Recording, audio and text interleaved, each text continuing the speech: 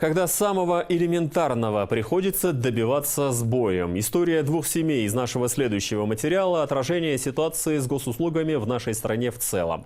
Накануне у дверей Дома правительства долго стоял мужчина с крохотным ребенком на руках.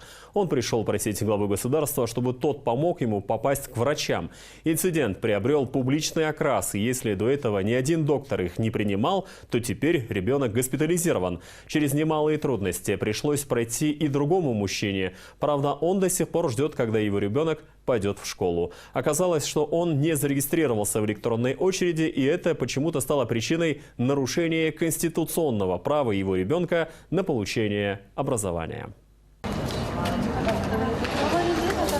43-летний Муса Джаназаков, который накануне митинговал возле Дома правительства с 6-месячным ребенком на руках, сегодня пришел в Центр защиты материнства и детства навестить свою дочь. Туда она была доставлена в больницу с признаками пневмонии. И то только после того, как отец в отчаянии устроил стихийную акцию протеста под дверями Кабмина. Мужчина говорит, что решился на это из-за того, что ни одна больница не бралась за лечение его дочери с инвалидностью. По словам Мусы, один врач говорит, что у малыша подозрение на коронавирус, и направляет к другому врачу. Другой говорит, что нужно идти в хирургию, но там не принимают. Муса был 3 раза на приеме в Министерстве здравоохранения. Ждал приема в Национальном центре охраны материнства и детства. Пытался попасть в очередь как положено, но талоны там почему-то очень быстро заканчивались. И на прием в итоге попадали те, кто за врачебную помощь оплачивал. Остальные вынуждены сидеть в нескончаемой очереди. После обращения в администрацию президента девочку наконец госпитализировали. Как раз в Национальный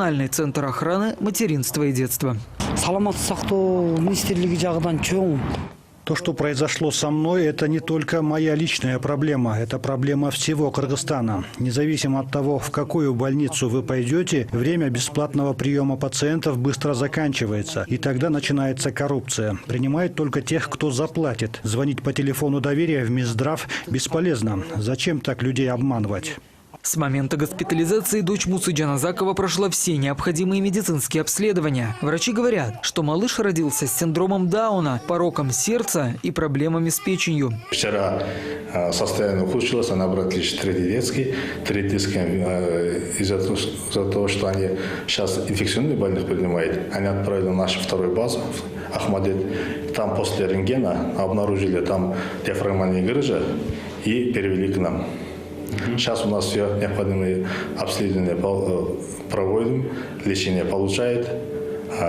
Состояние стабильное сейчас. Исходя из этих слов, уже можно понять, что ребенку нужна была врачебная помощь. Но до малышки никому не было дела. Пока отец не пошел на отчаянные меры, ребенка губила бюрократия. Если одни не могут попасть на прием к врачу, то другие не могут устроить своих детей в школу. В этом году 7-летний сын Булутбека Исакова должен был пойти в 1 класс. Но из-за того, что ребенок не был зарегистрирован в электронной очереди, его до сих пор не посадили за парту. В то время как дети уже 2-ю неделю ходят на уроки, Булутбек все еще ищет способы решить эту проблему.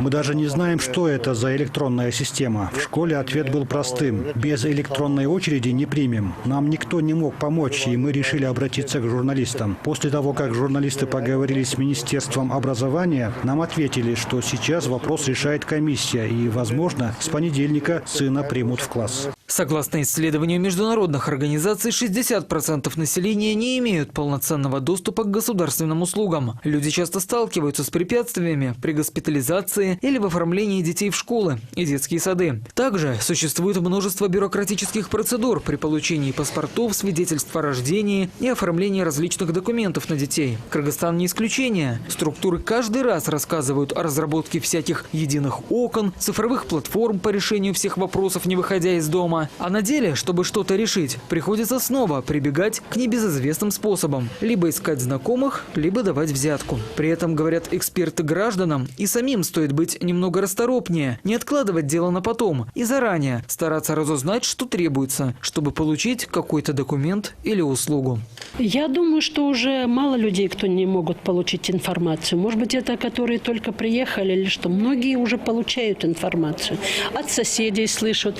Квартальные работают. Вот на местах квартальные должны хорошо работать. Например, у человека нет информации. Он должен хотя бы обратиться к квартальному Хотя бы вот приехал, на этой улице работают квартальные, МТУ работает, хотя бы туда. Они уже будут консультировать, что делать, куда идти, что делать этим людям. Куда обратиться? Квартальные это должны тоже знать. Но у нас есть такие родители, которые, сами знаете, думают, а ничего, а примут, а куда денутся. Разные родители есть. Я понимаю, разные случаи бывают, но родители должны быть ответственными. Стоит отметить, что силами различных общественных объединений за прошлый год оказана помощь 100 гражданам, которые не могли решить свои личные проблемы. Как показала статистика, большинство из них обращались за получением свидетельств о рождении, паспортов и пособий. Елизей Кирпиченко, Дущен Шаршенбеков, Денис Ламбек, Бишенбаев.